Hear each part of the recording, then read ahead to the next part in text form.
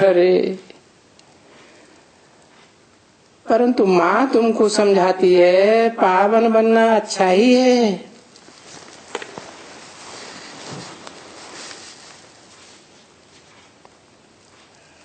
पवित्र बनो,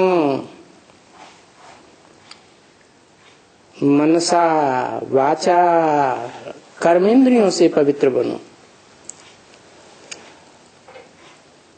चलो मनसा के संकल्पों में कुछ भूल होती है तो पुरुषार्थी जीवन में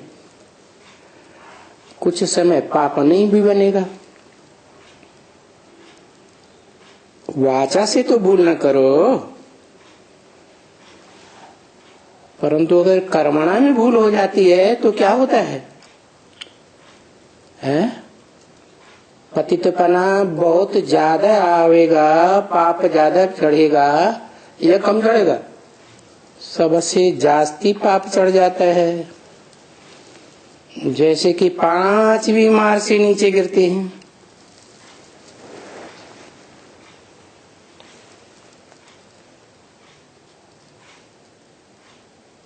तो पावन बनना अच्छा है, खास करके इस संगम युग में पुरुषोत्तम बनना है ना।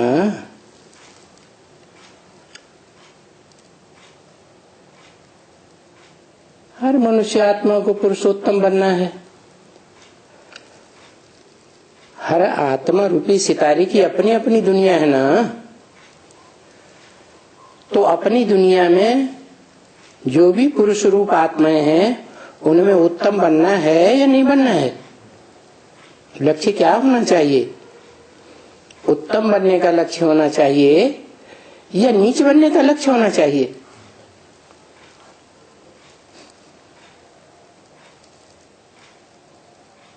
माँ समझाती है मैं खुद पतित बन करके दुखी हुई हूं, तुम पावन बनो। कौन? बच्चों से बताती है तुम पावन बनो। और सो भी हम कहती तब हूं जब कि अभी पावन दुनिया स्थापन हो रही है। अभी माने कब? पुरुषोत्तम संगम युग में खास पति दुनिया का विनाश होने वाला है और साक्षात भगवान ही पावन बनाए रहे।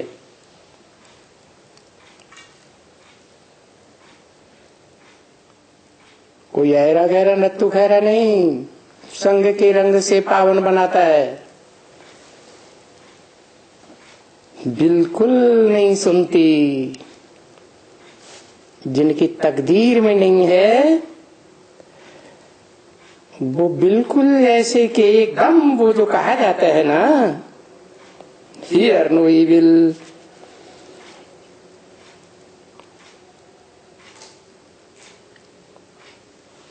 तो फिर ये तो अच्छी बात है ना। तो बस वो माया रूप में बनी बेटी कहती है हियर नो बाबा की बातें है ना। ऐसे माया झट कह देती है कि शिव बाबा का ज्ञान मत सुनो, वो बुद्धि में मत रखो, मेरी बात सुनो। तो ऑटोमेटिकली माया ऐसी चमाट मारती है जो बुद्धि में रह ही नहीं सकते हैं।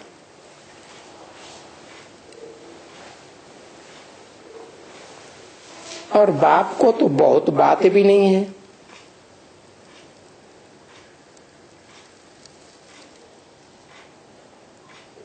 क्या है मुख्य बात? छोटी सी बात है, अपन को आत्मा समझ बाप को याद करो।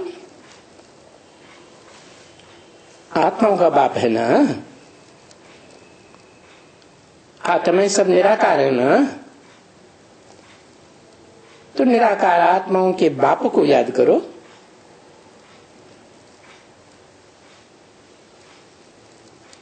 याद तो आत्माओं के बाप को करना है ना। हाँ, आत्मा सूक्ष्म है, बाप भी अति सूक्ष्म है। नहीं याद आता है तो जिस बड़े स्वरूप में प्रवेश करता है उसको याद करो। अरे बाप को याद करो।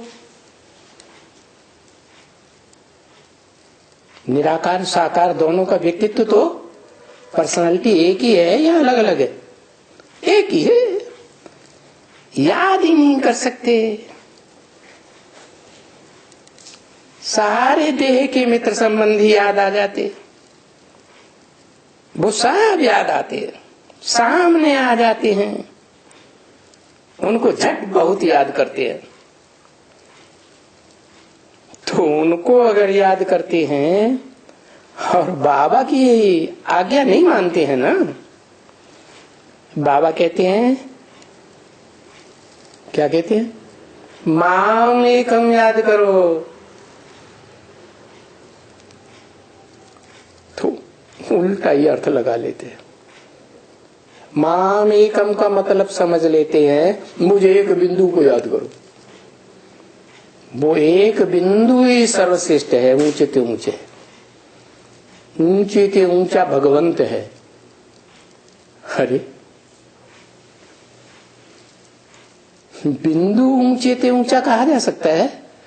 ऊंचे ते ऊंचा और नीचे ते नीचा ऐसे दुनिया में होता है, यह निराकारी दुनिया में होता है? कहाँ होता है? इस दुनिया में होता है।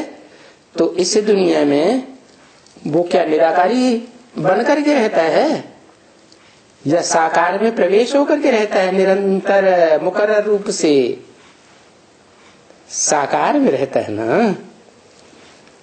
तो माम एकम याद करो का मतलब यह है कोई एक व्यक्तित्व है, पर्सनालिटी है, शख्सियत है, उसमें याद करो। तो फिर नाफरमान बरदार बन करके कहते हैं हम क्या करें, हमको याद आती है ना। किसकी? देहधारियों की। तो बाबा क्या कहते हैं? अरे याद आती है तो उनको भूलो। किनको भूलो? जो देहधारी संबंधी हैं उनको भूलो।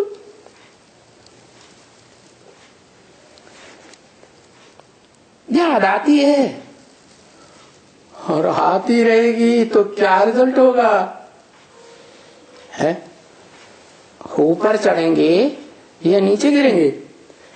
नीचे गिर पड़ेंगे। नीचे गिर पड़ेगा मतलब कोई पाताल लोक में नहीं चले जाएंगे। क्या मतलब होगा? है माला में आत्मा रूपी मणका नीची स्टेज में चला जाएगा। बाप से दूर हो जाएंगे कि नजदीक रहेंगे? जन्म जन्मांतर। कौन से बाप से? जो मनुष्य सृष्टि का बाप है, जो निराकारी आत्माओं के बीच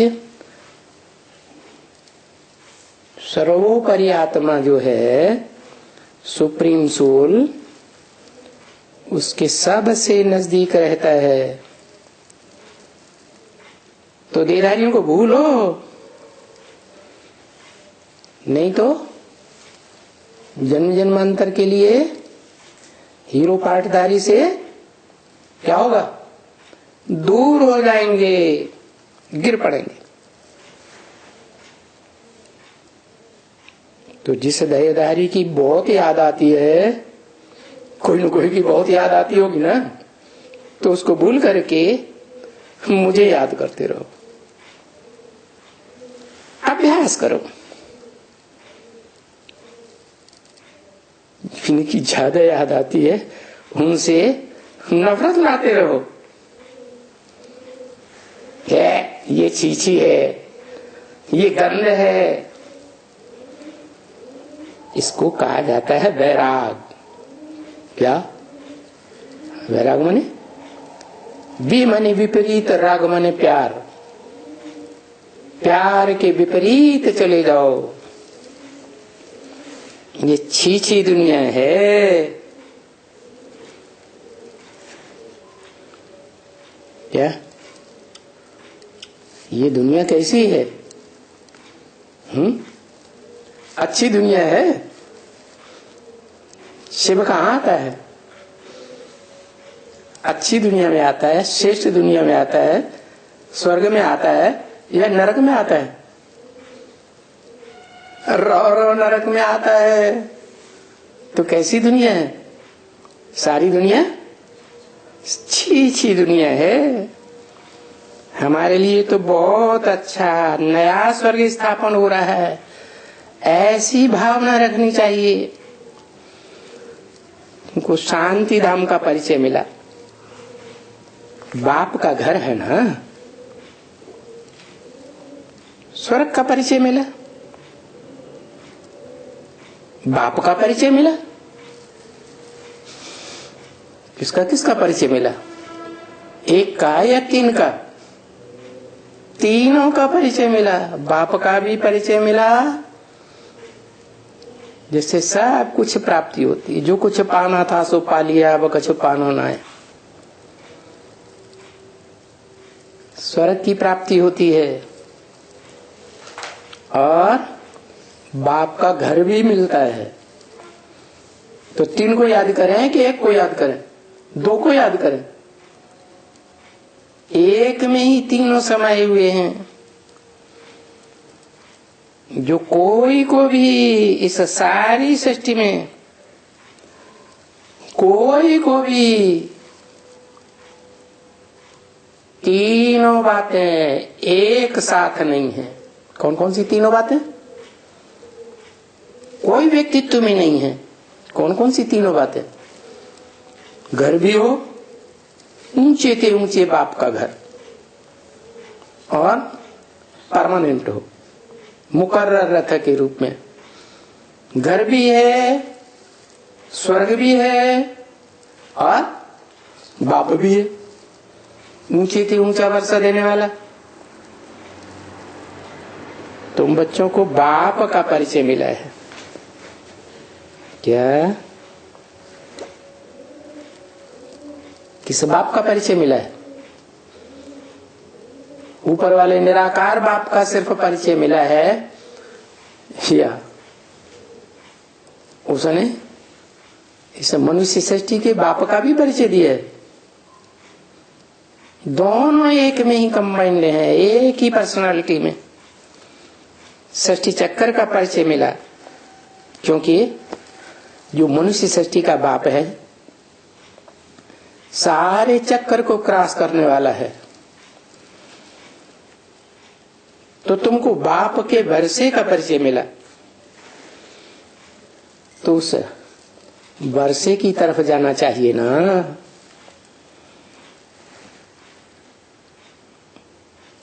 किस वर्षे की तरफ है? जो परिचय मिल गया है। क्या परिचय मिल गया? आत्मा का परिचय मिल गया। उस वर्षे की तरफ जाना चाहिए जो तुम्हारी आत्मा का ऊंचे से ऊंच वर्षा है। परिचय मिला ना? है? मिला या नहीं मिला? मिला। तो वही पढ़ाई में लग जाना चाहिए और अच्छी तरह से लगना चाहिए। क्योंकि आत्मा की ऊंच से ऊंच स्टेज का परिचय तो मिला ना। और फिर पढ़ाना भी लग जाना चाहिए। क्या क्या करें? खुद पढ़ें और दूसरों को भी पढ़ें। उनको तो भूलना तो नहीं है ना। किनको? जो ऊंचे थे ऊंचे आत्मा को वर्षा मिलना है, जिसका परिचय मिल गया, उसको भूलना तो नहीं है ना। यहाँ कोई भी जो जिनसे कोई भी संबंध है वो बाहर का संबंध है कि अंदर का है? अंदर का है या बाहर का? देह का संबंध माने बाहर का संबंध, वो विकारी संबंध है। ये उनको तो चिट्ठी भी लिखने की दरकार नहीं है। किनको? जिनसे बाहरी देह का संबंध है, उनको तो क्या करना है? प्यार यार होता है ना, तो चिट्ठी दूर हो जाते हैं कारण या कारण है, तो उनको चिट्ठी लिखने की दिल होती है। चिट्ठी भी लिखने की दरकार नहीं रहती, क्योंकि ज्ञान के सिवाय कोई लिखने से थोड़े ही कोई समझ सकते हैं? और ज्ञान तो एक बाप का है ना। उस ज्ञान में जो ईश्वरीय ज्ञान है, उसमें और कोई मनुष्य आत्मा का अंश मात्र भी अगर मिल गया तो क्या हो जाएगा? ज्ञान या अज्ञान। दूध के बड़े घड़े में आधा चौथाई बूंद विष का मिल जाए, सर्प का, तो क्या हो जाएगा? विष ही हो जाएगा। 2467 की वाणी का 6ठा पेज। तो हम किसको भी लिखते हैं, शिव बाबा को याद करो, लिखेंगे ना। तो कोई शिव बाबा को भी याद करेंगे क्या? है? जिनको हम चिट्ठी लिखते हैं, शिव बाबा को याद करो, तो तुम्हारी चिट्ठी देख करके वो शिव बाबा को याद करेंगे क्या? करेंगे? बिल्कुल नहीं करेंगे, तुमको याद करेंगे।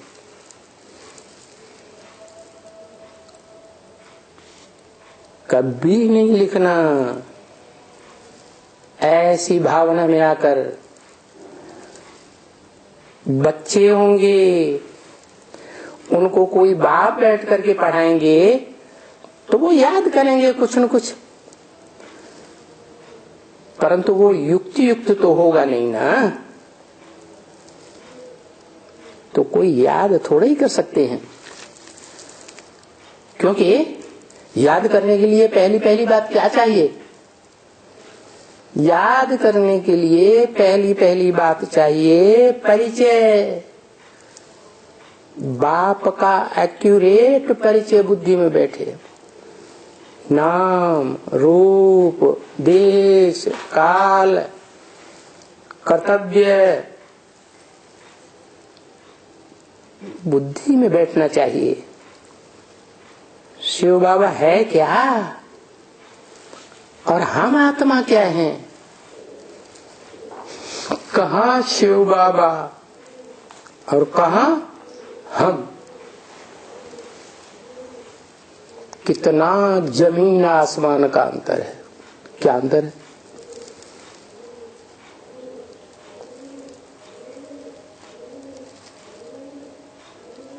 वो ऊपर वाला शिव बाबा नहीं, वो तो शिव बाप है सिर्फ। उसके साथ बाबा माने ग्रैंडफादर का संबंध ही नहीं बनता। शिव बाबा ऊपर की ओर इशारा करे या इस षष्ठी पर? इस षष्ठी पर है। शिव बाबा है ना।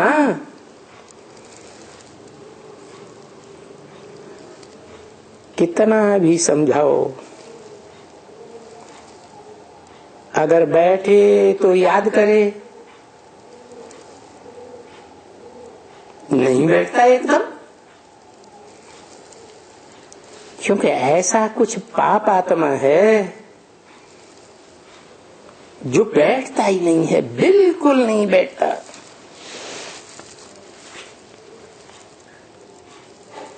तो फिर कहेंगे उनको पद ही नहीं पाना है। या तो थोड़ी भक्ति की है इसलिए उनकी बुद्धि में नहीं बैठता है। ज्यादा बुद्धि में किसके बैठेगा? जिसने 2-2,500 साल द्वैतवादी द्वापर युग से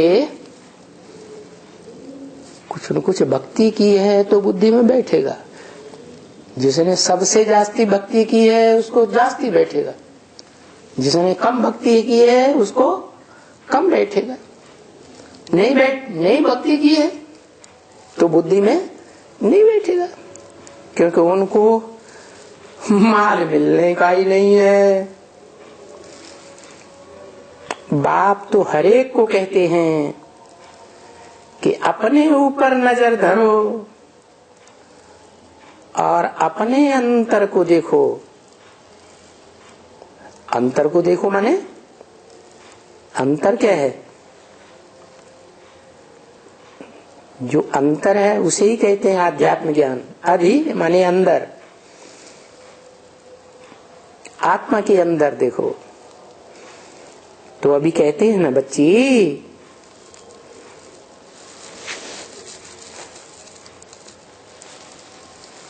अगर भागवत में भी है लक्ष्मी के साथ वो नारद कहते हैं भगत। देखो भगत है ना, क्या भक्तों में भी शिरोमणि भगत नारद को कहा जाता है? शिरोमणि भगत है तो सबसे जास्ती भक्ति की होगी भक्तों के बीच में कि कम की होगी? है शिरोमणि है तो जरूर बड़ा भक्त हुआ, सबसे जास्ती भक्ति करने वाला हुआ। तो नाम क्या हुआ? है नारद, भक्त शिरोमणि कहते हैं ना। और यहां आते हैं ना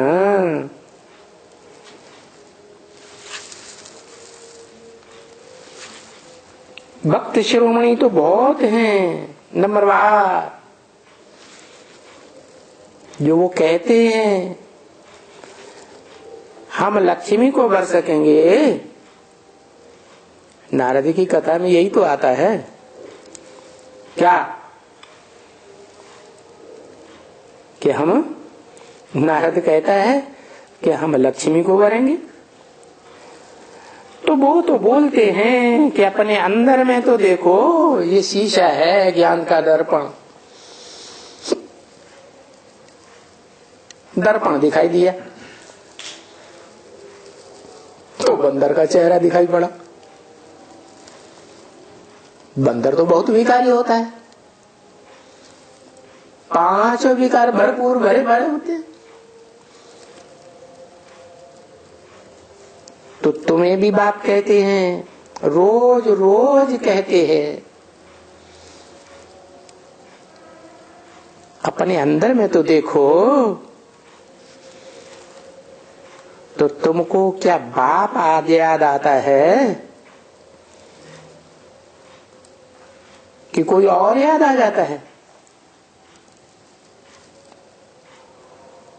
ये सृष्टि का चक्कर याद आता है। चलते फिरते उठते बैठते याद आता है। याद आता है तो खुशी आती है मन चिंतन मंथन करने से। देखते रहो, याद करते रहो, फिर दूसरा आ जाते है ना। तो ये समझो कि ये अभी पाप बहुत जलाते हैं, ये पाप बहुत हैरान करते हैं। क्या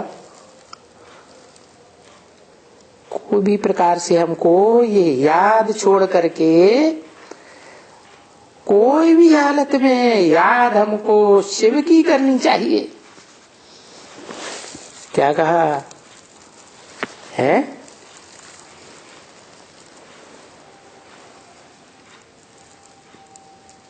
और कोई भी हमारे पास कोई से भी लव नहीं रखना होता है, बिल्कुल ही नहीं। और लव का तो तुम बच्चों को दिखला रहे हैं कि लव किसको कहा जाता है, लव कैसा होता है। अरे ये लव कितना हैरान करते हैं।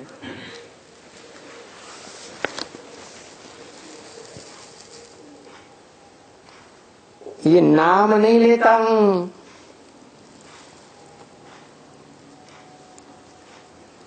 देह को लव करने वालों का, बाकी तुम देखते हो कि ये बाहर का देह का लव कैसे जाते हैं, कितना तड़पाता है, कितना हैरान करता है।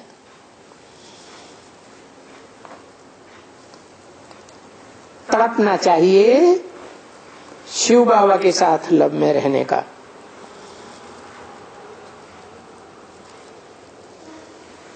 और बाहर में कितने हैं, हम लिस्ट बनावे, तुमको बहुत लंबी चौड़ी लिस्ट बना कर देवे, नाम ले ले करके। बहुत अच्छे अच्छे फर्स्ट क्लास बच्चे भी कितना हैरान होते हैं उस देहधारी की लव में।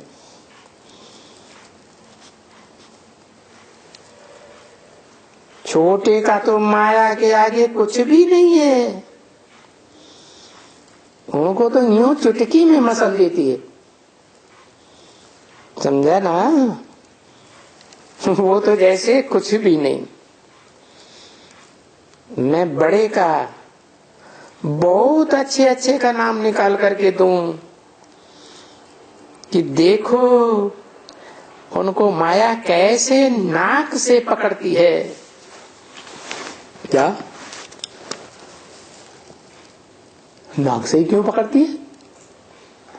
नाक बड़ी जल्दी माया को पकड़ने में आ जाती है। क्या है? लंबी चौड़ी नाक है क्या? लंबी चौड़ी नाक किसकी होती है? चींटी की या देहअभिमानी हाथी की? हाथी की तो बहुत लंबी चौड़ी नाक होती है, तो नाक से पट से पकड़ लेती है। तो ऐसे नहीं समझना चाहिए भाई, उस हाथी को पकड़ती है। पुरुषार्थ करने वालों में हाथी रूपी महारथी होते हैं ना, तो उनकी नाक को पकड़ती होगी। अरे तो हमको भी तो पकड़ती है। फिर उसमें और हमारे में क्या फर्क? ऐसे नहीं समझना चाहिए। तो क्या फर्क है? ये फर्क न देखो तो ऐसे नहीं, छूटना चाहिए, छूटना चाहिए ना। बाबा ये जो वाणी रोज चलाते हैं, क्या क्या वाणी चलाते हैं? देह अभिमान को छोड़ो, आत्माभिमानी बनो। आत्मा की स्मृति में निरंतर रहना है। 2500 साल देवताएं कौन सी स्मृति में रहेंगे?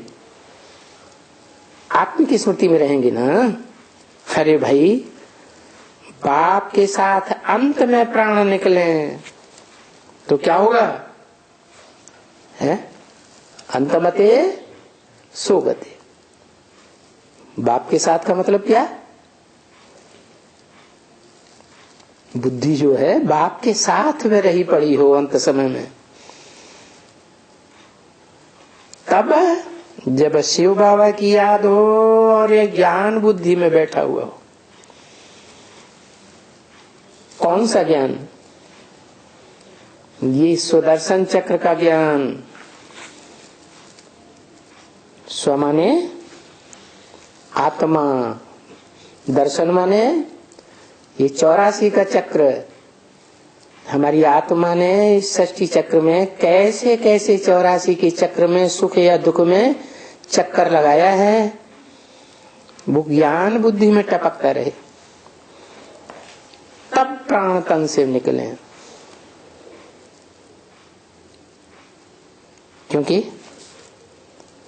बाप ने भी यही कहा है ना, क्या? अंतमते सोगते। अंत समय में सिर्फ एक बाप की याद हो। बाप तो कर्मातीत अवस्था में है सदैव, है? कौन है? हाँ? वो ऊपर वाला कर्मातीत, वो कर्म करता है जो कर्मातीत अवस्था में होगा, है? कर्म कौन करता है? जो कर्म करेगा सो कर्मातीत बनेगा। कर्म ही नहीं है, वो अकर्ता है या करता है? क्या है? वो तो अकर्ता है। उसकी बात नहीं है। वो जब साकार में आता है तब कर्म के बंधन में नहीं बंधता, तो उस स्वरूप की बात है।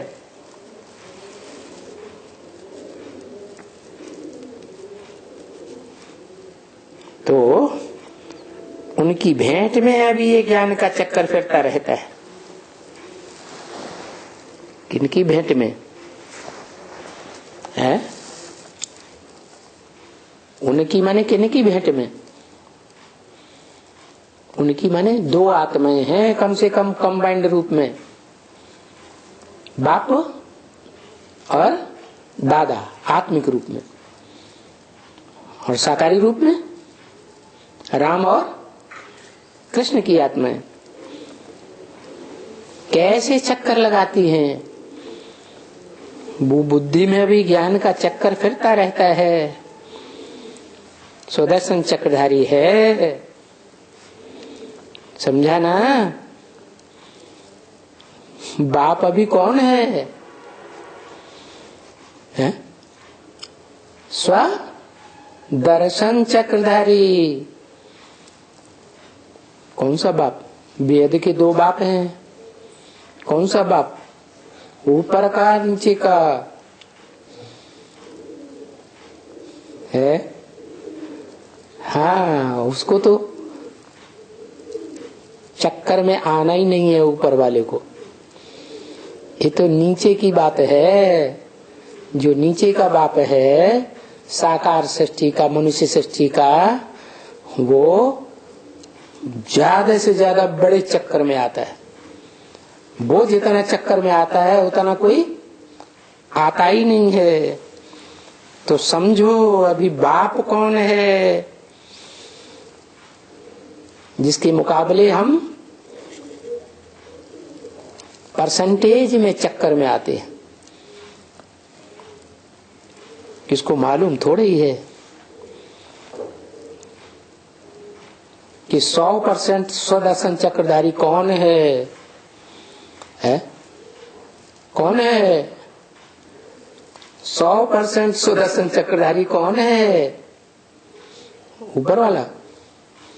वो तो चक्कर काटता ही नहीं इस चीज का।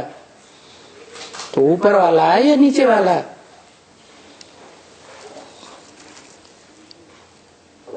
अच्छा,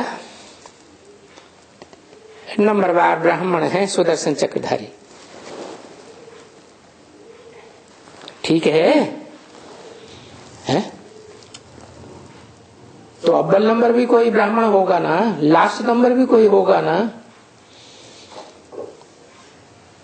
नंबरवार मीडियम नंबर वाले भी होंगे ना। तो नंबर किस आधार पर बनते?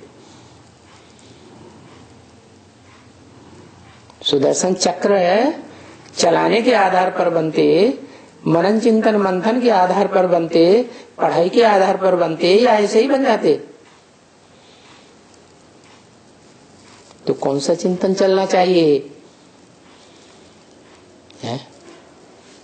ज्ञान का चिंतन चलना चाहिए या देह का चिंतन चलना चाहिए? अरे तो जो सर्वोपरि सुदर्शन चक्रधारी हीरो पार्टधारी है, उनको सिखलाया किसने?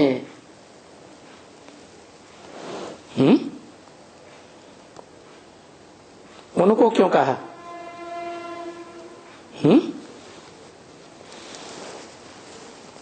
उनको क्यों कहा? एक है या कम से कम दो हैं? कितने हैं? उनको सुदर्शन चक्रधारी बनना सिखलाया किसने है? किसने सिखलाया? एक ने सिखलाया या दो ने? एक ने सिखलाया। और दो को सिखलाया जो ऊंचे थे ऊंचे सुदर्शन चक्रधारी है। वो दो कौन? या ज्यादा को सिखलाया जो ऊंचे थे ऊंचे हैं? कौन है दो? ऊंचे थे ऊंचे सुदर्शन चक्रधारी है। अरे है? अरे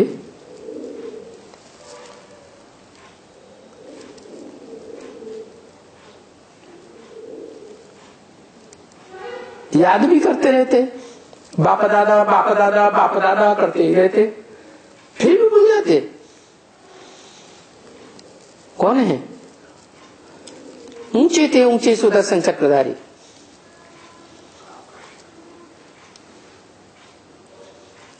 है। चलो एक हो गया राम वाली आत्मा, राम बाप को कहा जाता है, मनुष्य सृष्टि का बाप। दूसरा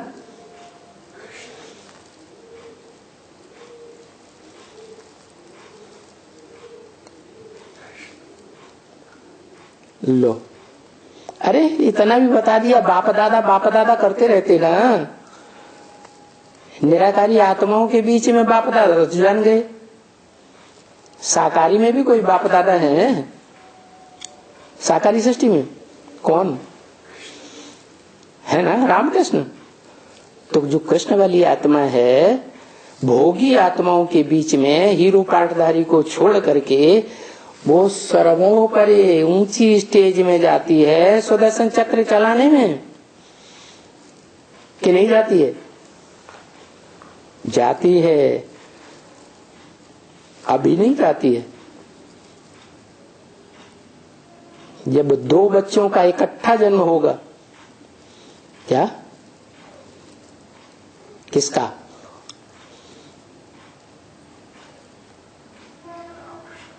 जो बाबा है ना, ग्रैंडफादर, कब कहा जाता है? जब बच्चे का भी बच्चा पैदा हो तो क्या कहा जाता है? बाबा। तो उसका बच्चा कौन? मनुष्य सृष्टि का बाप। फिर उसका बच्चा कौन? ऊंचे थे ऊंचा है। कोई है या नहीं? इस मनुष्य सृष्टि में कृष्ण बच्चा सतयुग का। जो भी इस मनुष्य सृष्टि की आत्माएं हैं, उन मनुष्य आत्माओं के बीच में वो ऊंचा पार्ट बजाने वाला है, उनको सिखलाया किसने है? सिर्फ निराकार ज्योति बिंदु ने सिखलाया, या निराकार से ज्योति बिंदु साकार में आया तब सिखलाया, साकार में आया तब सिखलाया। लेकिन कृष्ण को किसने सिखलाया? निराकार से सीखा या साकार से सीखा? किससे सीखा? दो बच्चों का जन्म इकट्ठा है, बाप और बच्चे का जन्म इकट्ठा है इस सृष्टि रूपी रंगमंच पर। क्या जो चित्र में दिखाते हैं, एक बुढ़ा बाबा देह के रूप में बैठा हुआ है और उसकी गोद में कृष्ण बच्चा प्यार ले रहा है गोद का। तो बताया कोई सुदर्शन चक्रधारी होगा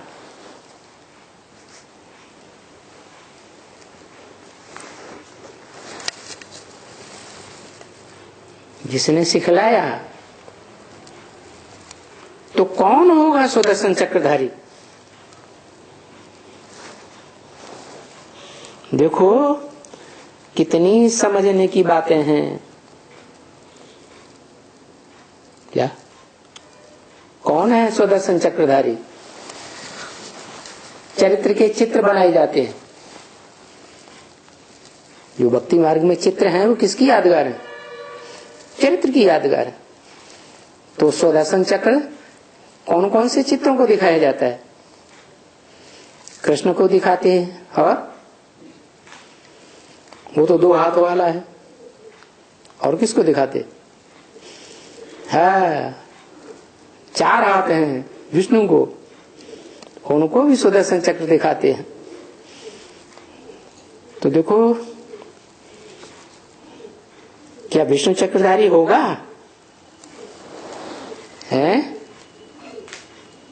होगा। विष्णु सुदर्शन चक्रधारी होगा? होगा। स्वर्ग में होगा, इस नरक की दुनिया में होगा। नरक की दुनिया में सुदर्शन चक्रधारी होगा। अरे विष्णु तो स्वर्ग का देवता है, सर्वोपरि देवता स्वर्ग का है। लेकिन वो बुद्धू होते हैं या ज्ञान होता है उनमें? है ज्ञान होता है। जो प्रैक्टिकल में विष्णु होगा उनको ज्ञान होगा? है स्वर्ग में ज्ञान होगा? ज्ञान तो यहाँ इस सृष्टि की बात है। तो हम ब्राह्मणों को सुदर्शन चक्रधारी बनाते कौन है?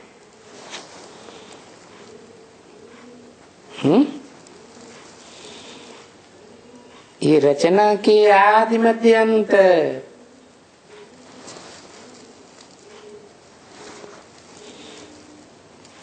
वो तो वो है ना।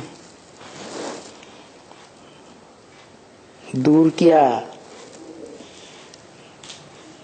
जो सृष्टि रूपी रचना है, इसका आदि मध्य अंत तो वो है ना। कौन? कहने वाला कौन? शिव। और वो करके किसकी तरफ इशारा किया?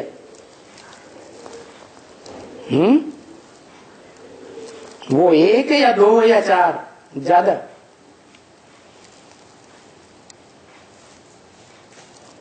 रचना का आदि मध्य अंत। अरे पहली रचना कौन? त्रिमूर्ति। त्रिमूर्ति रचना, उसमें जो ब्रह्मा विष्णु शंकर हैं, तो सर्वोपरि ऊंची स्टेज वाला जो शंकर है वो है सबसे ऊंची स्टेज में। वो आदि भी है, मध्य भी है, अंत भी है। तो पहले सुदर्शन चक्रधारी सो भी तो आत्मा है ना।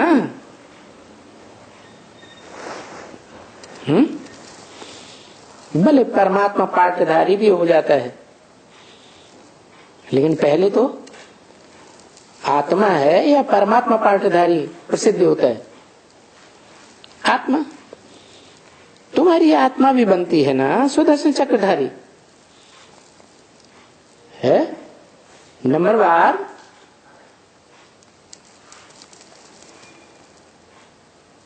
या नंबर 1 अव्वल नंबर में नंबरवार बनती है, तो वो भी सुदर्शन चक्रधारी और तुम भी सुदर्शन चक्रधारी।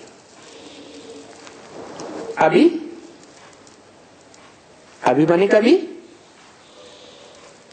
जिस समय ये ब्रह्मा के मुख से वाणी बोली जा रही है, उस समय अभी ये है नहीं। कौन? वो ऊंचते ऊंच सुदर्शन चक्रधारी हीरो पाठधारी अभी हीरो नहीं है। अभी दुनिया की नजरों में क्या है? जीरो है। ये हीरो है।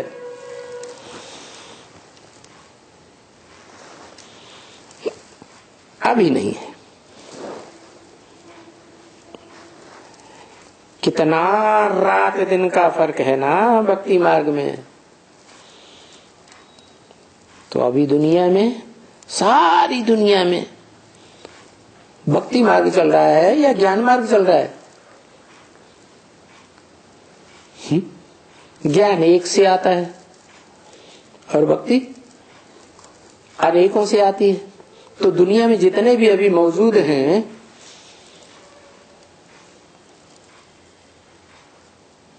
वो भक्त हैं या नहीं है? हैं? भक्त हैं। ज्ञानी क्यों नहीं है?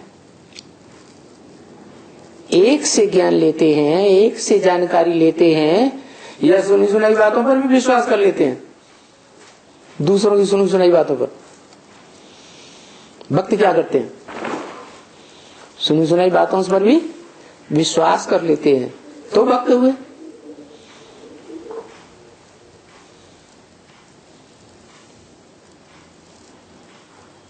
भारतवासी हुए या भारत हुए? क्या हुए?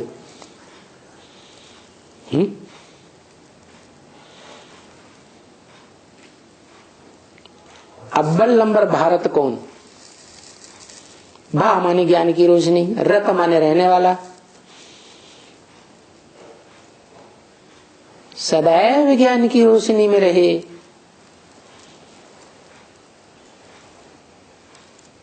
सदैव ज्ञान टपकता रहे बुद्धि में, तो कहेंगे भारत। और उसकी याद में जो दिल और दिमाग से रहते हैं, वो कहां के वासी हुए? है भारतवासी हुए। ओम शांति। क्या तारीख हुई आज? 18/2/18।